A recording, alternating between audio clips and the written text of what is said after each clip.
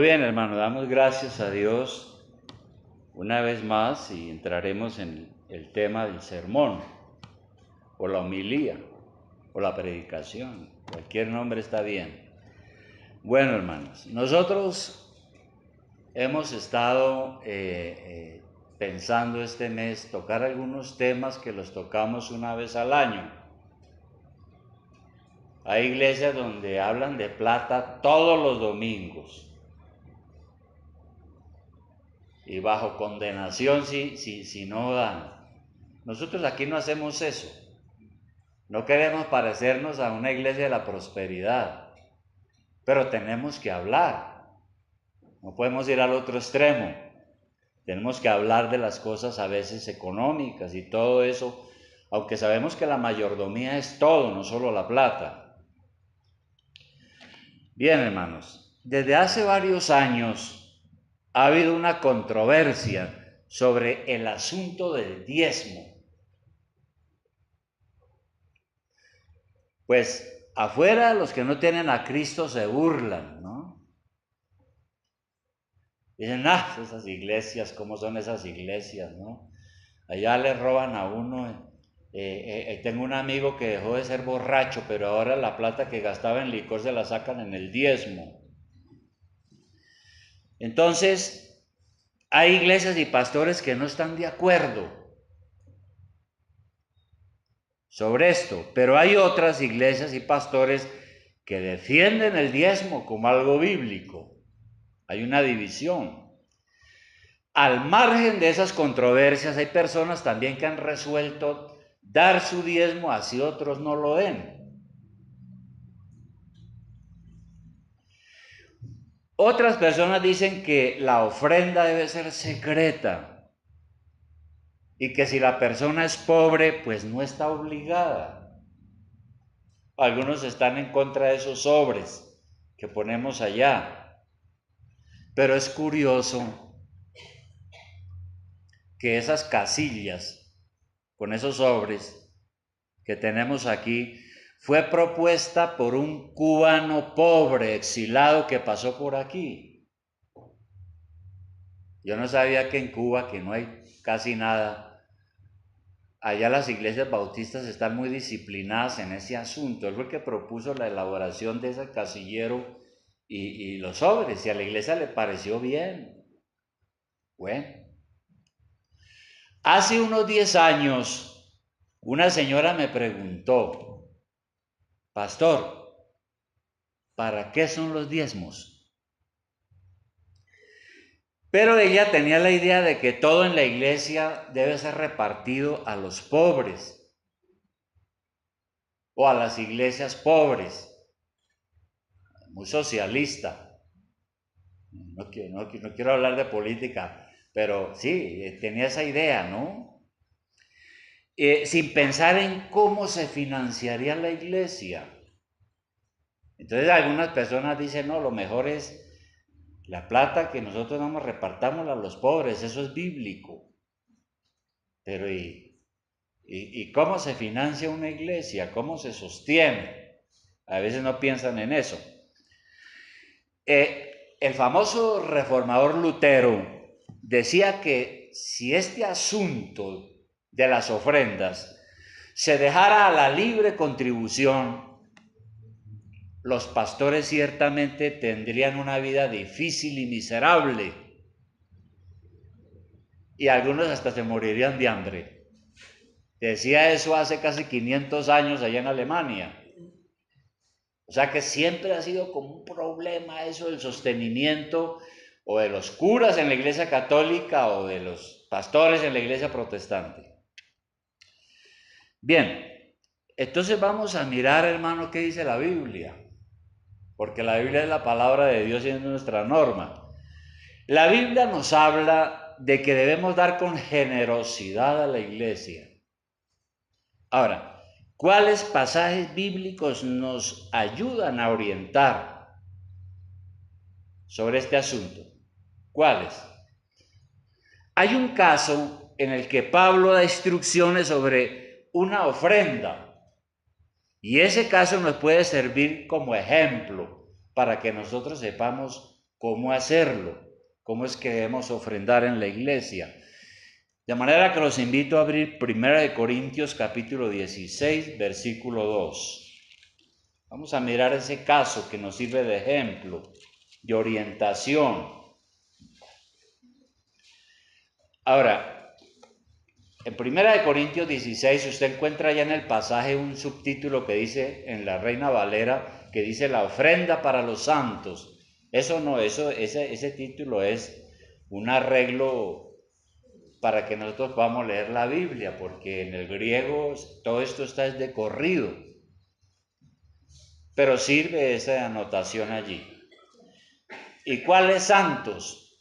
Bueno, parece que había un problema en la iglesia de Jerusalén, y entonces el apóstol San Pablo había hablado en sus predicaciones seguramente para recoger una ofrenda y llevarla ya, aparte pues de lo que tal vez ellos necesitaban para la administración y la propagación del evangelio.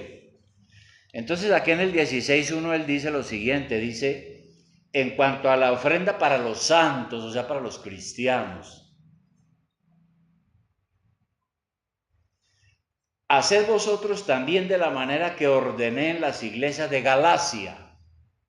Galacia era una provincia donde habían varias iglesias. Dice, cada primer día de la semana, cada uno de vosotros ponga aparte algo según haya prosperado, guardándolo para que cuando yo llegue no se recojan entonces ofrendas. En este caso específico. Ahora, vamos a mirar en detalle lo que dice el apóstol. Primero dice, cada primer día de la semana. ¿Y cuál era el primer día de la semana en este momento? Era el domingo. El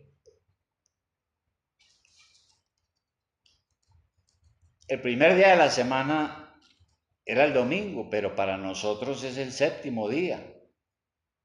Y la iglesia empezó a celebrar los cultos el domingo, el primer día de la semana, debido a que el Señor resucitó el primer día de la semana. Entonces en las iglesias había una costumbre de reunirse no como los judíos el sábado, sino el domingo, que era el primer día de la semana. Eso está claro. Y dice él, cada primer día de la semana, o sea, todos los domingos. Ponga aparte, dice él, cada primer día de la semana, cada uno de vosotros ponga aparte. Y esto es un llamado a no olvidarnos de apartar la ofrenda. Uno debe apartar lo que va a dar a la iglesia, lo que tiene propuesto en el corazón. Si uno no tiene esa disciplina, uno terminará no dando nada. Porque entonces la ofrenda está sometida a esa si yo me acuerdo. Y si no me acuerdo, pues en la iglesia lo único que voy a decir se me olvidó. De manera que en nuestro presupuesto debe estar contemplado lo que nosotros damos al Señor. Yo sé que cada uno aquí maneja las finanzas de una manera diferente. Yo manejo mis finanzas mediante presupuesto. Yo tengo un presupuesto. Entonces, lo tengo en Excel. Pero uno lo puede hacer también si no maneja computador. Entonces yo tengo allí mercado y todo en detalle, carne, víveres, leche, pan, todo eso. Y luego paso a asuntos de aseo de la casa y tengo todo, y luego todo en detalle. Al final hago una suma, pero resulta que en ese presupuesto está el diezmo también. Es lo primero que uno hace. Bueno, en el caso mío. Ahora, por eso digo que eso debe estar contemplado allí. Entonces, sigue diciendo Pablo, cada primer día de la semana, cada uno de vosotros ponga aparte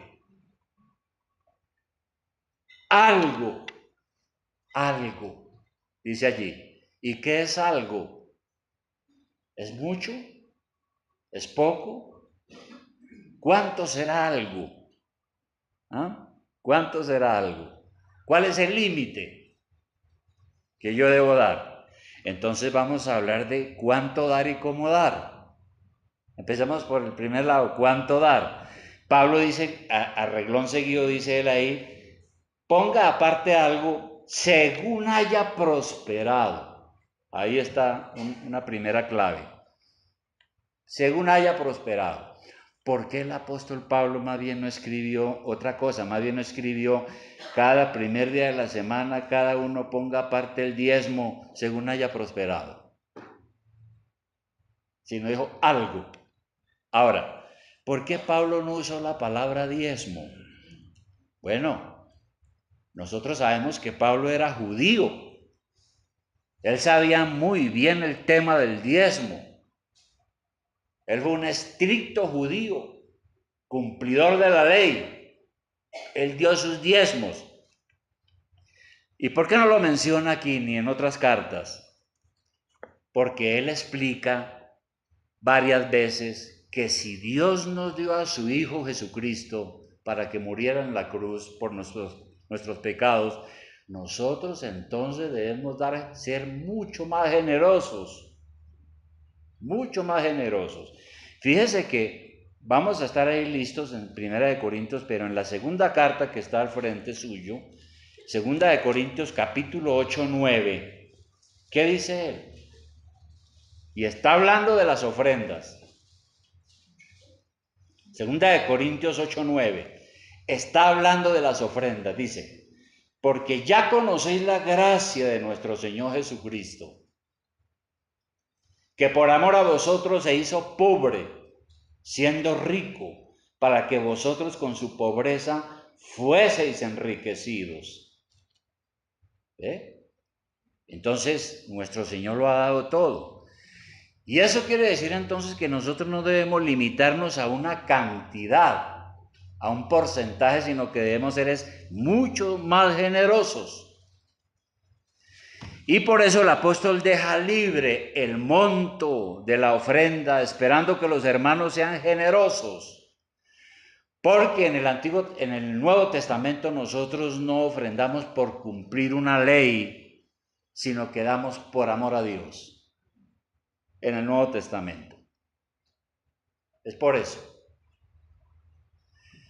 De manera que hay una pregunta que me parece razonable y que nosotros debemos de hacernos, y es la siguiente. Si los judíos bajo la ley en el Antiguo Testamento daban el diezmo para sostener el templo y los sacerdotes, ¿debemos los cristianos que estamos bajo la gracia dar menos que lo que daban los judíos? Ahí le dejo esa pregunta. Así las cosas, entonces, no debemos limitarnos solamente a un 10%, sino que podemos ser más generosos. ¿Qué pide Dios en el Nuevo Testamento? ¿Cuánto pide? ¿El diezmo? ¿Menos? ¿O más?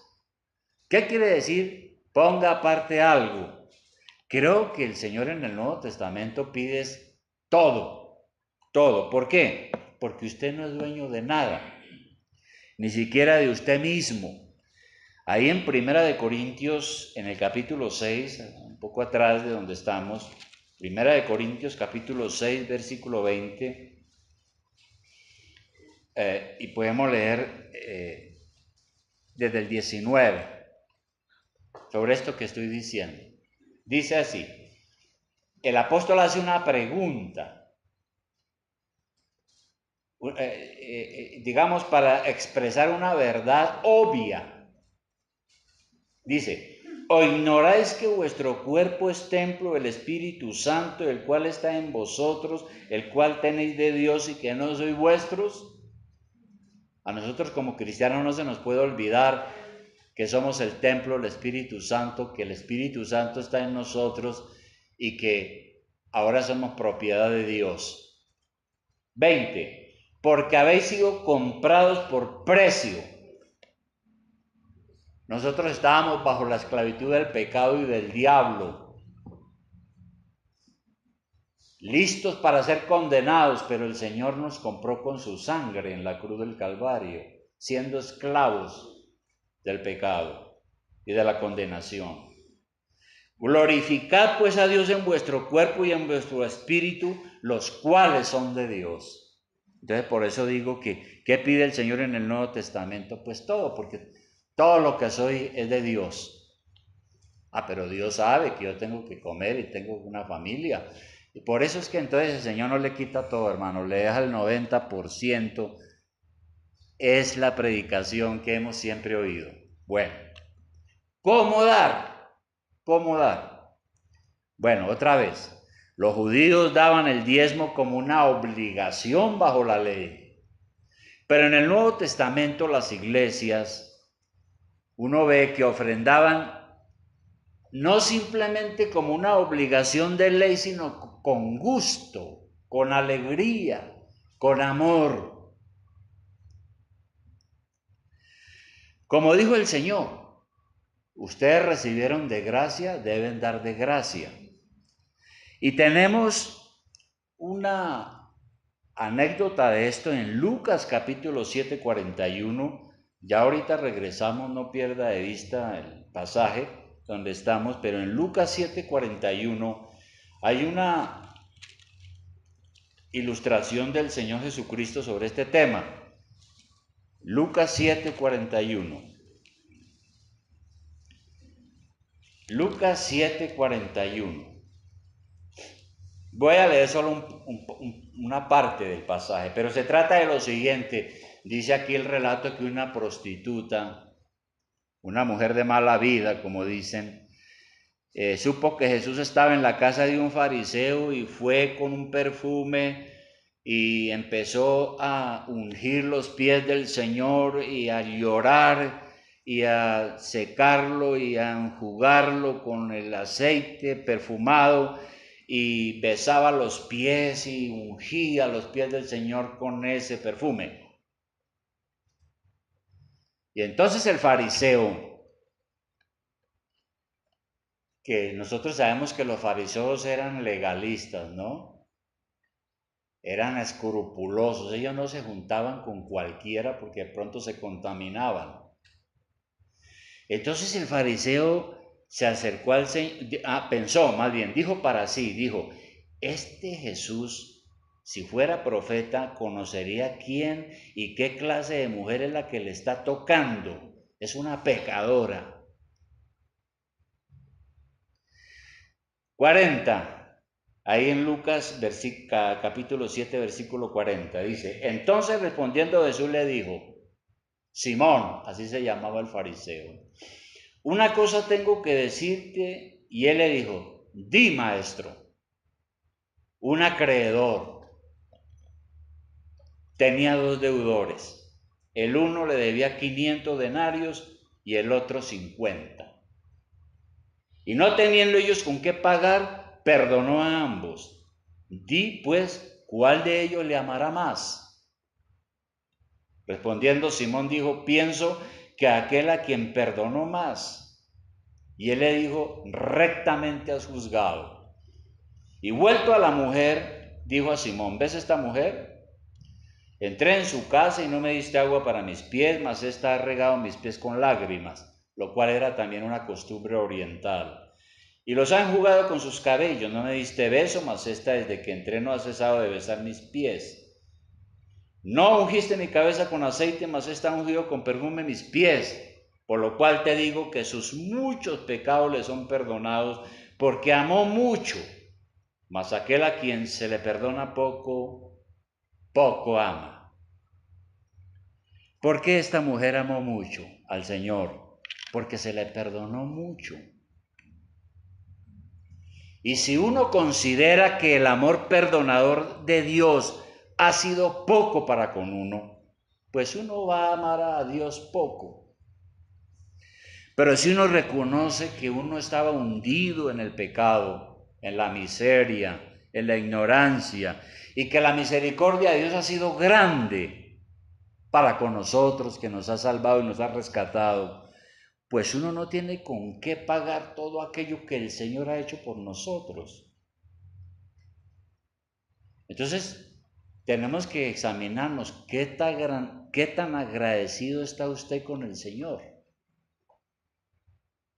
Porque si usted es agradecido con el Señor, sabe todo lo que Dios ha hecho por usted, entonces usted tiene que amar mucho a Dios, supuestamente. Si Dios no ha hecho nada en su vida, pues no tiene que agradecerle. Ese es el primer asunto. Y el segundo asunto, hermano, es, la Biblia afirma, a segundo y último, que nosotros recibiremos bendiciones según nuestra obediencia. Por todas partes de la Biblia encontramos eso. Si usted examina el Antiguo Testamento, en ninguna parte dice que Dios nos exonera de dar aunque estemos en situaciones difíciles. Es que nosotros debemos dar con sacrificio. Es decir, cuando menos tenemos es cuando más debemos dar. Pero nosotros los humanos pensamos es al revés. Cuando menos tenemos, menos damos. Pero la Biblia es otra cosa. Porque Dios está ahí. Ante Dios es valioso lo que damos con sacrificio. Debemos dar al Señor aunque estemos pasando estrecheces económicas. Esa es una ofrenda que Dios bendecirá. La ofrenda que Él ve nuestro esfuerzo y nuestro sacrificio. Y un ejemplo de eso fueron unos hermanos de unas iglesias de Macedonia, donde ya hablamos ahorita, Segunda de Corintios 8, versículo 1. El apóstol aquí habla de unos hermanos, de los mismos que ya hemos mencionado hace rato. Aquí, pero ya en la segunda carta, en capítulo 8, versículo 1, mire lo que dice Pablo en esta carta a estas iglesias. Asimismo, hermanos, os hacemos saber la gracia de Dios que se ha dado a las iglesias de Macedonia. Hay un elogio de las iglesias de Macedonia y la carta fue dirigida a los corintios. Que en grande prueba de tribulación, la abundancia de su gozo y su profunda pobreza abundaron en riquezas de su generosidad. Pues doy testimonio de que con agrado han dado conforme a sus fuerzas y aún más allá de sus fuerzas. Así eran las iglesias al comienzo. Los hermanos eran muy agradecidos, muy generosos, daban más allá de sus fuerzas. Y otro ejemplo y último, que es muy interesante, que nos sirve mucho para orientarnos, fue lo que sucedió en los tiempos de Malaquías, el profeta Malaquías, el último de los profetas del Antiguo Testamento y la última sección del Antiguo Testamento. Malaquías predicó en el siglo V antes de Cristo, es decir, 500 años antes del nacimiento de Jesús. ¿Y cuál era la situación del pueblo de Dios en ese momento? La situación económica estaba difícil. Usted cuando lee toda la carta se da cuenta. El pueblo había regresado de Jerusalén, había regresado a Jerusalén después de la cautividad. Recuerden que el pueblo de Israel estuvo cautivo y tuvo que regresar después de muchos años y reedificó el templo y empezó a construir otra vez la ciudad y toda esa situación. Así que había mucha crisis todavía en los tiempos de Malaquías. Y recordemos que el pueblo era un pueblo dedicado a la agricultura y al ganado. De eso vivía. De manera que cuando habían sequías o un verano prolongado y no llovía, pues la situación era terrible porque se malograban las cosechas. No había pan, no había trigo, no había eso. Era difícil la situación. Y las plagas también acababan con las cosechas. Y entonces la gente empezó a no dar el diezmo. Y empezaron a decir, no, yo no puedo dar porque la situación económica es difícil. Oh Dios, si quiere que le dé, mande la lluvia, porque figúrese aquí la situación cómo está. Y note que aquí en Malaquías 2.8, ahora sí vamos a leerlo, 3.8. En el 3.7, Malaquías 3.7, primeramente dice el Señor, dice el profeta, desde los días de vuestros padres os habéis apartado de mis leyes y no las guardasteis. Volveos a mí y yo me volveré a vosotros, ha dicho Jehová de los ejércitos. Mas dijisteis, ¿en qué hemos de volvernos? Dijo el pueblo, le pregunta a Dios, ¿en qué tenemos que arrepentirnos? ¿En qué tenemos que cambiar para que las cosas mejoren? Y el 8 tiene un versículo que es terrible. A muchos no les gusta. Dice, ¿robará el hombre a Dios? Pues vosotros me habéis robado. Y ustedes dijeron, ¿en qué te hemos robado? En vuestros diezmos y ofrendas. Dice con claridad.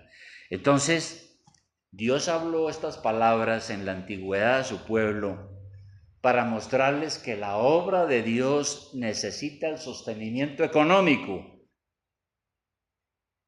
y que no hay excusa ni pretextos,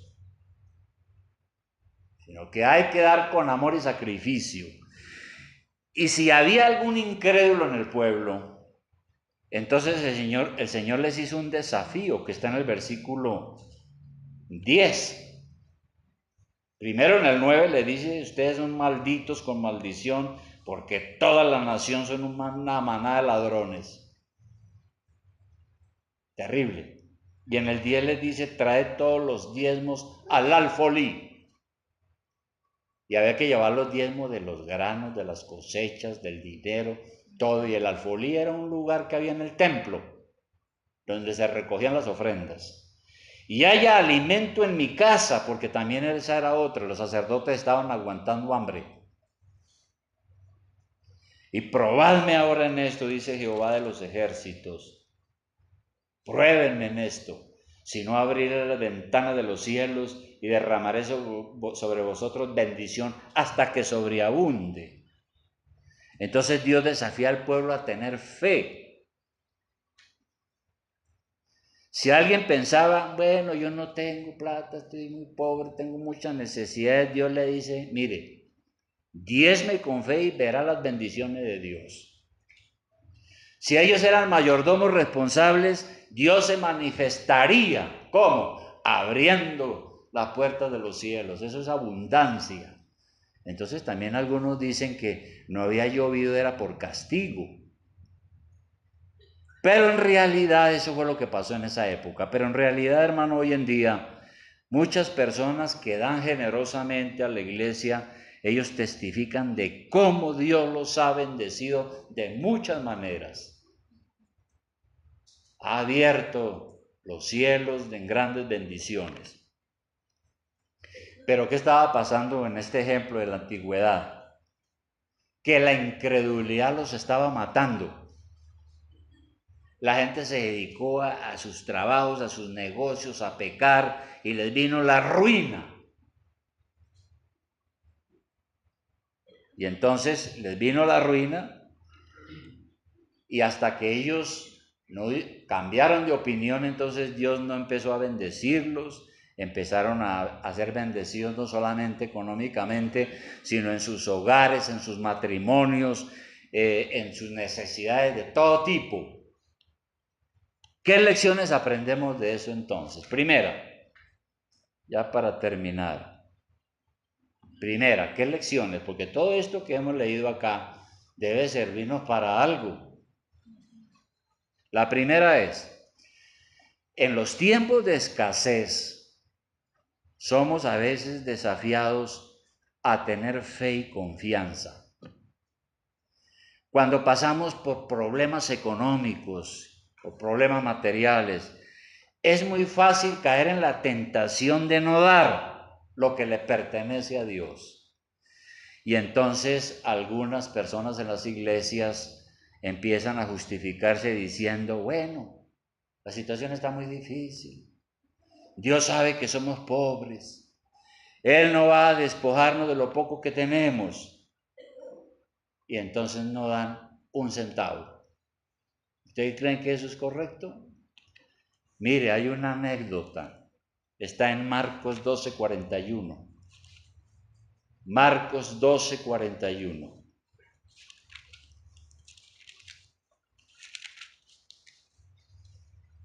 Marcos 12:41. El Señor Jesucristo había ido al templo. Probablemente el día de reposo. Y parece que se había sentado en una banca que estaba junto al lugar a donde se entregaban las ofrendas. Estando Jesús sentado delante del arca de la ofrenda, miraba cómo el pueblo echaba dinero en el arca y muchos ricos echaban mucho. ¿Sí? Y vino una viuda pobre y echó 2 blancas, o sea, un cuadrante. Es como decir 100 pesos hoy, o 50 centavos. Entonces, llamando a sus discípulos, les dijo, mire, de cierto os digo que esta viuda pobre echó más que todos los que han echado en el arca, porque todos han echado lo que les sobra, pero esta de su pobreza echó todo lo que tenía, todo su sustento. Entonces, por eso decimos, hermano, que nosotros, la viuda hubiera podido decirle a Dios, no, yo estoy muy pobre, mire, tengo aquí 100 pesos para comprarme un pan de 100, pero lo echó en la ofrenda, porque Dios es el dueño de todo y Dios se encarga de bendecirnos y sostenernos. De manera, hermanos, que, claro, los diezmos no están mandados como una ley al estilo del Antiguo Testamento. Sin embargo, ¿Dios qué pide ahora? Pues pide toda nuestra vida, toda nuestra entrega, todo nuestro corazón, toda nuestra generosidad, como ya lo vimos. Conclusión a esto, hermanos. Hemos dicho que Dios desde un principio definió cómo se ha de sostener su obra. Enseñó a su pueblo cómo hacerlo. Ahora, yo no sé, hermano, pero hay una iglesia, yo no sé cuántos miembros tiene, pero tiene algunos, unos dicen que 10,000, otros que 30,000, otros que 50,000. Y esa iglesia empezó entre pobres. Yo estaba recién convertido al Evangelio, por allá en el año de 1976, en el barrio Las Cruces. Y yo no sé, hermano, hoy es la más rica de toda la ciudad. Tiene emisoras, el pastor tiene como tres camionetas, ¿no? Yo no estoy diciendo con eso que yo creo que tiene muchas camionetas, ¿no? Pero estoy diciendo todas las cosas que vienen. Entonces, el Señor ha definido esas cosas así, que es con nuestras ofrendas, ¿no? Y a veces esos fenómenos se dan entre gente pobre, yo no sé cómo hacen, hermano, para que lo pensemos. Para Dios es importante no solo cuánto damos, sino la actitud con que damos. Si Dios ve que nosotros ofrendamos con generosidad, con sacrificio, con amor, aunque la situación financiera no esté boyante, Él se va a agradar. Como la vida pobre, porque va a ver nuestra intención, nuestro amor, nuestra dedicación. Hay promesa de bendiciones si damos con fe, pero tristemente en las iglesias algunos dudan. Ahí está, le pasa lo de la época de Malaquías. A algunos los mata la duda. Son muchas las promesas que tenemos, por tanto debemos ofrendar de manera que agrademos al Señor. Pero algunos dudan y dicen, no, pero sí será cierto. No, eso fue en el Antiguo Testamento. Ay, muchas necesidades. Esta quincena me fue terrible. Yo no voy a esperar a ver. Mire, hermanos, un día prometí al Señor. Yo me convertí al Señor por ahí en 1974, 75.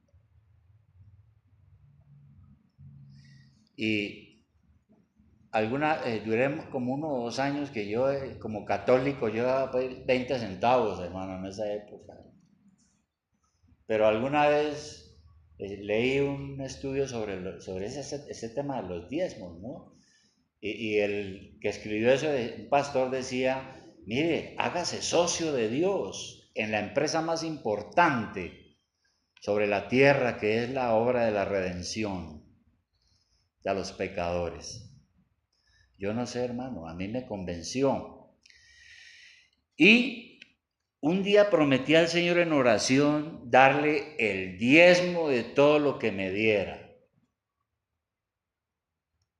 Y por espacio de 40 años, hermano, hablo delante de Dios, no miento.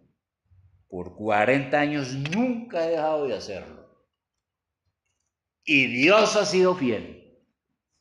Y en esa época, cuando tomé esa decisión, yo ni siquiera soñaba con ser pastor ni cosas de esas por el estilo. Yo quería ser un hombre rico, con mucha plata, y estaba en los negocios. Después Dios me llamó, pero con una forma o con otra, pobre o sin pobre, con trabajo o sin trabajo, yo a Dios, lo que es de Dios. Y yo doy fe de que se ha cumplido lo que dice el Salmo 37:25. Doy fe de eso. Salmo 37:25. Salmo 37:25. Mire lo que dice aquí David. Porque parece que David era, cuando Dios lo llamó, era un pastor de ovejas. Por eso él decía que Dios lo escogió detrás de la majada, ¿no? Y él dice aquí lo siguiente, dice, joven fui y he envejecido, y no he visto justo desamparado, ni su descendencia que mendigue pan. Hay una promesa, es para usted. Dios dice que el que es cristiano y está bien con él y cumple como él le manda, nunca va a estar desamparado, ni sus hijos ni sus nietos llegarán a ser mendigos. De manera, hermano, que finalmente, ¿cuál es el sentir de su corazón en este asunto de ofrendar a la iglesia? Porque es que hoy en día, hermano, tenemos unos problemas, como hay tanto predicador ladrón, ¿no? Tanta iglesia que es una empresa financiera. Todos los domingos le hablan a usted, hermano, bajo condenación. Y si usted no da, hermano, queda entre ojos y terminan sacándolo. Pero, ¿cuál es el sentir de nuestro corazón en este asunto de ofrendar a la iglesia? ¿Con qué actitud lo hacemos? ¿Con qué actitud usted lo hace? Uno no puede empezar a inventarse un montón de excusas. Es que fue que, es que mire, es que no, pero es que yo no, porque es que, no, pero es que yo, y miles de excusas para no dar un centavo. No podemos racionalizar este asunto e inventar pretextos. Nuestro Señor Jesucristo dijo, dad y se os dará. Den y Dios bendecirá también. Ahora, yo no estoy siendo un pastor de la prosperidad que dice que de 500,000 y Dios le va a devolver 1,500,000. Yo no estoy diciendo eso, pero hay bendiciones, hermano, eso sí lo puedo decir. Hay bendiciones, y a veces no solo de plata, hay en salud, en trabajos, en progreso, en prosperidad, en muchas cosas, porque Dios es fiel. ¿Cuál es la actitud con que usted ofrenda a la iglesia? Vamos a orar.